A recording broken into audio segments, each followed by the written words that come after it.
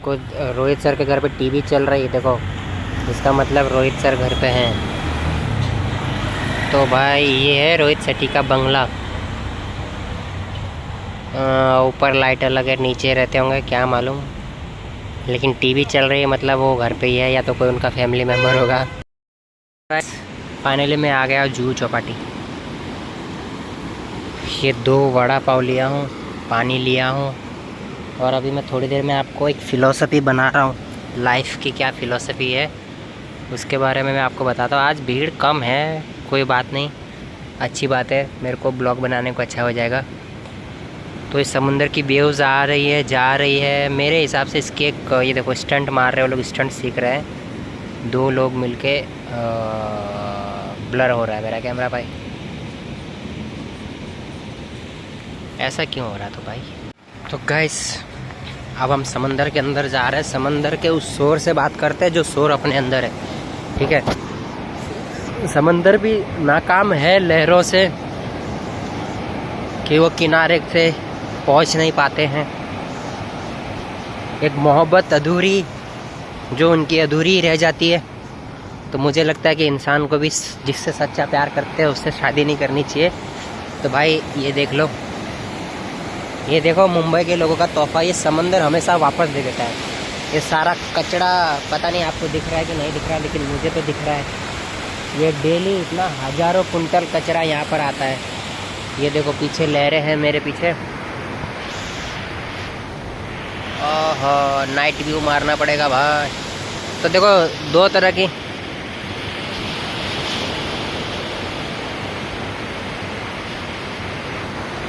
की फ़िलॉसफ़ी है लाइफ में। एक तो समुंदर की तरह बड़े हो जाओ, है ना, लेकिन क्या करेंगे, इतना बड़ा समुंदर है, पानी में साथ में घर से लाया हूँ तो इतना बड़ा भी नहीं होना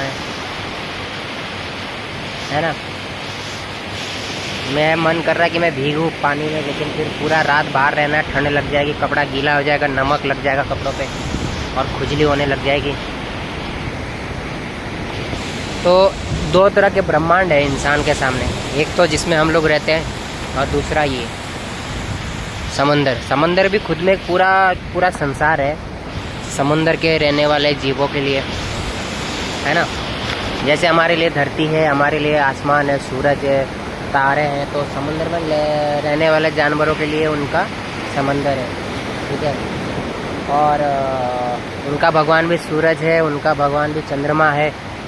तो फिलॉसफी तो यही है, लेकिन जैसे हम लोग समंदर में ज़्यादा समय नहीं रह सकते, यानी कि समंदर में हमारा जीवन नहीं है, उसी तरह यहाँ समंदर के अंदर के जीवों का हमारे धरती पे जीवन नहीं है।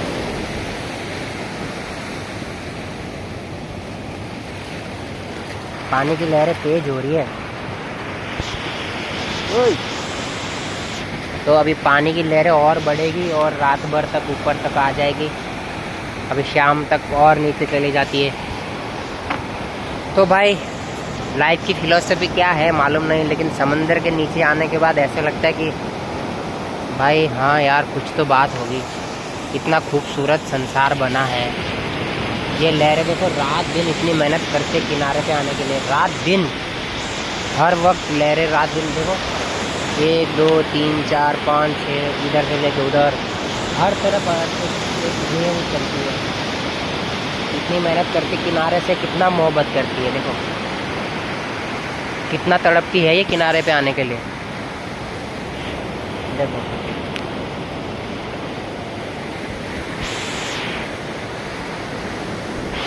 अभी रात को समंदर में जाने का अलाउड नहीं है, क्योंकि अभी ये लहरें जो हैं ये और तेज़ हो रही है, देखो एकदम भाई साहब बहुत तेज़ हो गई यार। अभी ये लहरें और तेज़ हो गई, देखो कचरा देखो।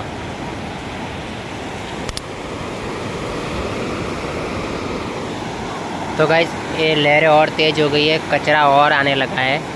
और सबसे बड़ी चीज़ आपको बता दूं कि यहाँ पे ना छोटी छोटी हाइट्स के घर है, सब बिल्डिंगें जो हैं ज़्यादा बड़ी नहीं है, क्योंकि यहाँ पीछे एयरपोर्ट है और यहाँ पे 75% लोग जो है कान से ऊंचा सुनते हैं। मुंबई में जितने भी लोग जुहू चौपाटी, तारा रोड, विले पार्ले के आसपास में रहते हैं, क्योंकि यहाँ पूरा एयरपोर्ट का एरिया है, तो ये लोगों का कान जो है 75% लोग ये कान से बह रहे हैं। आपको यकीन नहीं होता, आप कभी जाँच के देखिए क्योंकि मैंने इनको महसूस किया। अभी देखो यहाँ से हर 2 मिनट के बाद एक फ़्लाइट उड़ती है, तो उसका जो शोर है ये पूरा इस बिल्डिंग पे, क्योंकि हाई प्रेशर शोर होता है ना उसका, तो मुझे ऐसा एहसास होता है कि वो लोग कान से बहरेपन है उनको। ये समंदर देख लो भाई, एकदम शून्य हूँ मैं, भी जीरो हो गया हूँ। यहाँ से समंदर का किनारा और यहाँ से हम जीरो पे खड़े हैं, हम कुछ भी नहीं है भाई। जब मैं नहाने जाता हूँ अंदर, अभी तो नहीं जा रहा हूँ, जब मैं जाता हूँ तो एकदम अंदर चला जाता हूँ। अंदर जाके इतनी ज़ोर से चिल्ला सकते हो, जितनी ज़ोर से चिल्लाओ किसी को कुछ सुनाई नहीं देता है। ये पूरी वेव जो है मेरे पैरों तक आ जाएगी अभी, क्योंकि इसमें बहुत ताकत लग रही है। तो मुझे अभी पूरी रात बाहर गुजारनी है। अभी मेरे को बाहर निकले 5 घंटे हो गए हैं। ये देखो आएगी अभी और बड़ी वेव्स आएगी। ये देखो ये हुई बात। तो इस टाइप की जो वेव्स आती है ना, देखो आधी उधर आ रही है और आधी इधर आ रही है। अगर इस दौरान आप जाओगे ना तो आपको ये समंदर अंदर खींच लेगा और आप बाहर नहीं आ पाओगे। तो ये देखिए, ये अभी सीधी आ रही है बट एकदम अचानक से बीच में से वेव उठेगी। ये देखो, दिखी ये वाली जो वेव्स होती हैं ये बहुत डेंजरस होती है, ये आपको एकदम धोखा कर देती है।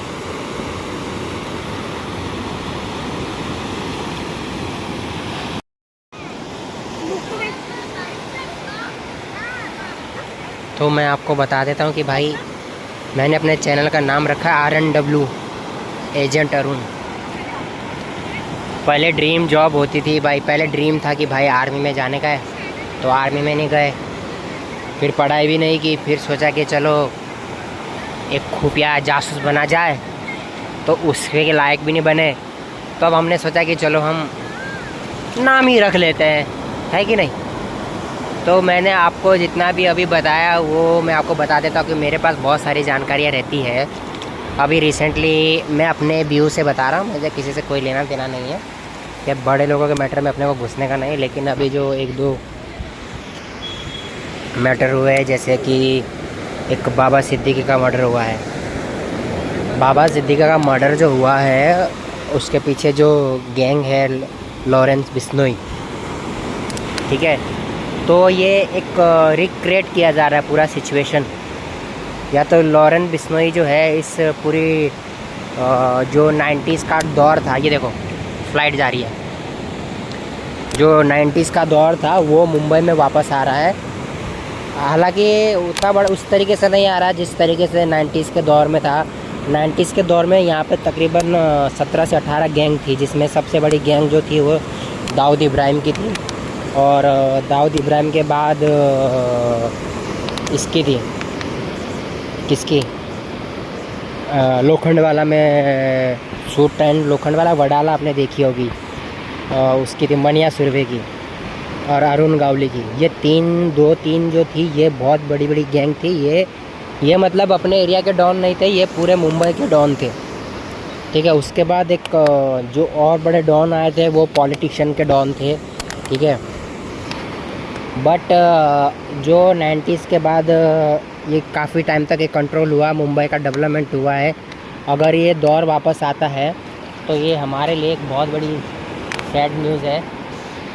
तो पर देखना होगा कि अभी क्राइम ब्रांच हो या किसी भी तरह की इन्वेस्टिगेशन एजेंसी हो इसको कैसे हैंडल करती है और किस तरीके से इसका इलाज करता है। बिकॉज़ ये एक अच्छी न्यूज़ नहीं है हमारे कंट्री के लिए, क्योंकि मुंबई के अंदर में वापस से अगर ये 90s का दौर आता है तो एक अनसेफ्टी का माहौल और एक डेवलपमेंट नेशन के लिए ये अच्छी बात नहीं है। तो मेरे हिसाब से तो लगता है कि इसके लिए कुछ ऑपरेशन करने चाहिए। अब पता नहीं चल रहा कि इसको किस तरीके से अंजाम दिया जाए, है ना। तो गाइस सबसे बड़ी चीज़ है कि हमारे सबसे बड़े जो क्या बोलें, हमारे देश की एजेंसी और हमारे देश की जो खुफिया तंत्र है, हमारे देश के लिए जो सबसे ज़्यादा खतरा है वो है अभी बांग्लादेश। मतलब पाकिस्तान भी है लेकिन बांग्लादेश अभी बहुत बड़ा टारगेट हो जाएगा। बांग्लादेश को यूज़ किया जाएगा अभी हमारे ख़िलाफ़। तो पता नहीं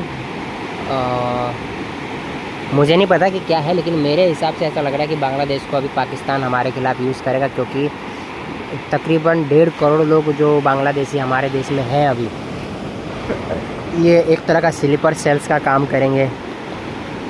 आपने देखा होगा आजकल भारत में जगह जगह दंगे फसाद हो रहे हैं, और दंगे फसाद करने के बाद ये लोग भाग जाते हैं। तो इसी तरीके से अभी आगे और क्राइम होंगे और ये लोग क्राइम करके भाग जाएंगे। तो ये गवर्नमेंट को, अब की गवर्नमेंट हो या कोई भी गवर्नमेंट हो, उनको सोचना चाहिए कि बाहर से आने वाले लोगों को इस देश में रखना चाहिए या नहीं रखना चाहिए, या हमारे देश के लोगों की सेफ्टी की बात पहले करनी चाहिए।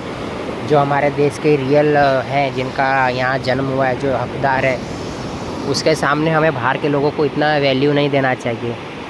ये देखो, ये समंदर भी वही कर रहा है। ये समंदर अपने पानी के अलावा हर एक चीज़ को बाहर फेंक रहा है, जो कि उसके लिए अच्छी नहीं है। ये सारा कचरा जो हमने उसको दिया है, उसके काम का ही नहीं है। ये सारा कचरा वो हमको लौटा रहा है। तो इतना बड़ा समंदर भी है, इतना बड़ा समंदर है, ये पूरा संसार में समंदर ही समंदर है, लेकिन उसको हमारी चीज़ें नहीं चाहिए। उसको पता है कि ये चीज़ें उसके काम की नहीं, उसके लिए हानिकारक है, तो वो सारी चीज़ें वापस फेंक दे रहा है। ये देखो, ये पूरा यहाँ से लेके वहाँ तक, वहाँ से लेके यहाँ तक सिर्फ कचरा ही कचरा आपको किनारे पे दिखाई देगा। तो इतना बड़ा समंदर भी हमको मैसेज दे रहा है ना कि भाई अपने देश को साफ़ करो, खुद से करो, अगर दूसरे के भरोसे मत रहो, है ना। तो ये गंदगी जो हम इसको दे रहे हैं, ये वापस हमें दे रहा है समंदर। तकरीबन 3-4 घंटे हो गए भाई घूमते घूमते, पूरा जू बीच का चक्कर हो गया 4। और ये देखो चाँद,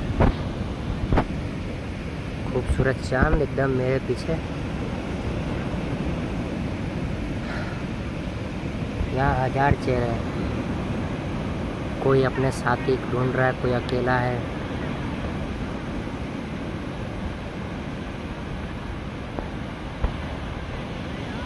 कुछ मायूस से लोग हैं, कुछ फेलियर लोग हैं।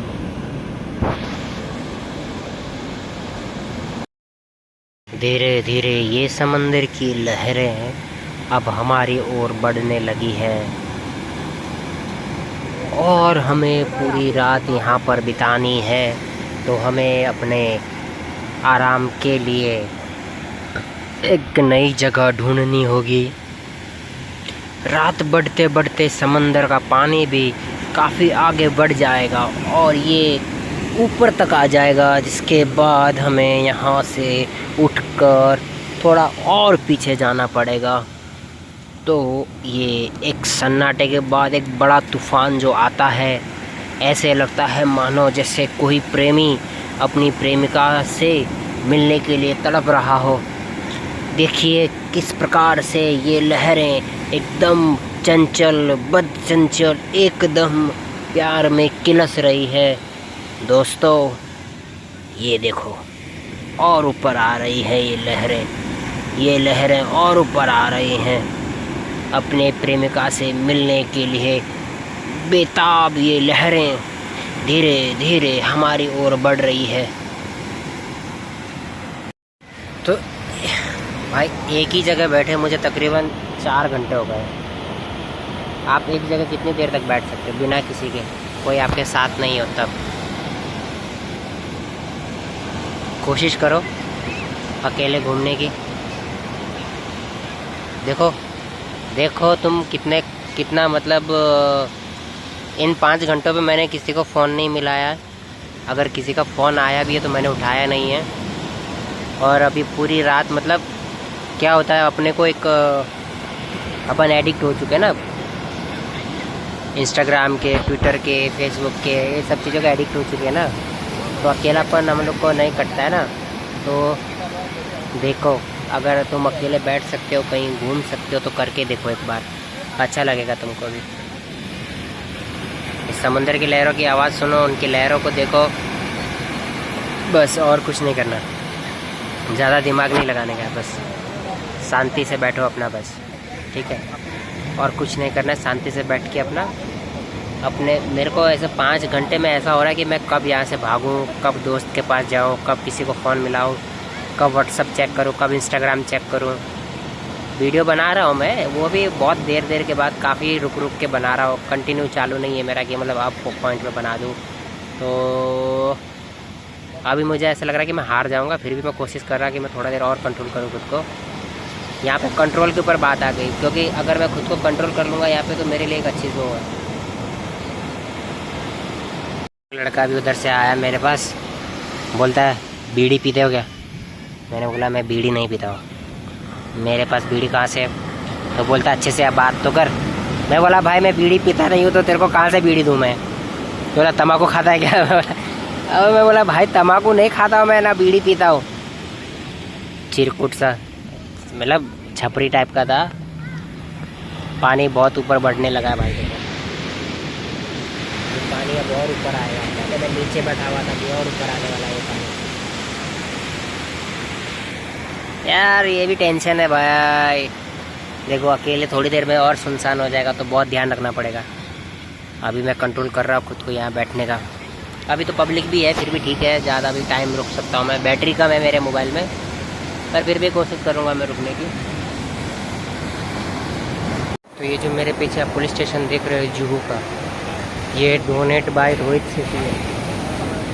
मतलब इसका जो भी डोनेशन है इसका मैं ये सब रोहित शेट्टी जी ने इसको, हाँ पता नहीं सौजन्य, मतलब रोहित शेट्टी का ही है लगता है। रोहित शेट्टी ने डोनेशन दिया है तो ये दो, और इतना अच्छा बनाया मस्त।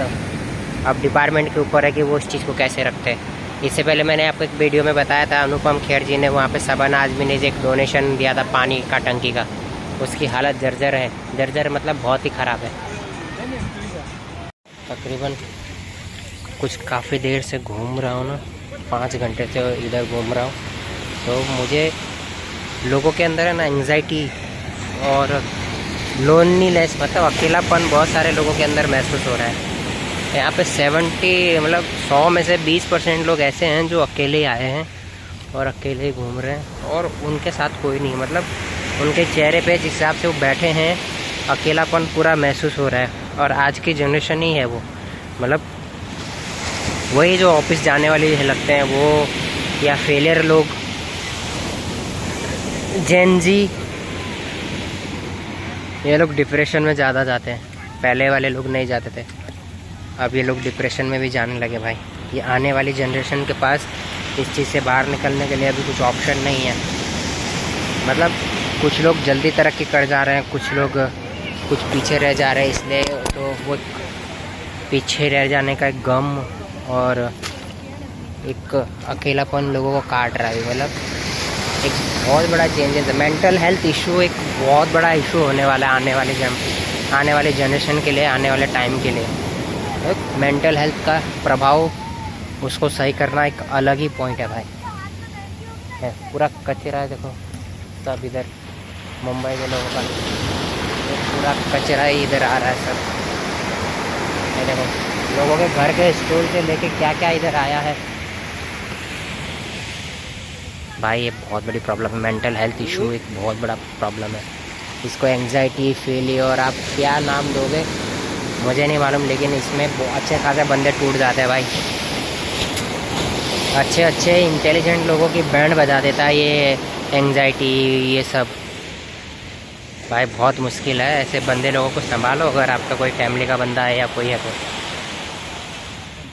अंदर की आवाज़ सुनो तुम,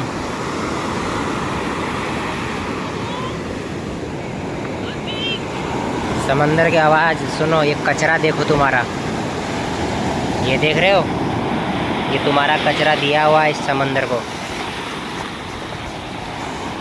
ये देखो कितना गुस्सा है ये तुमसे।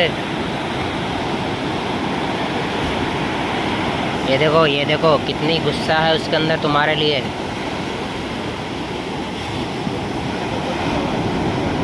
ये कमाया तुमने इस संसार में आके,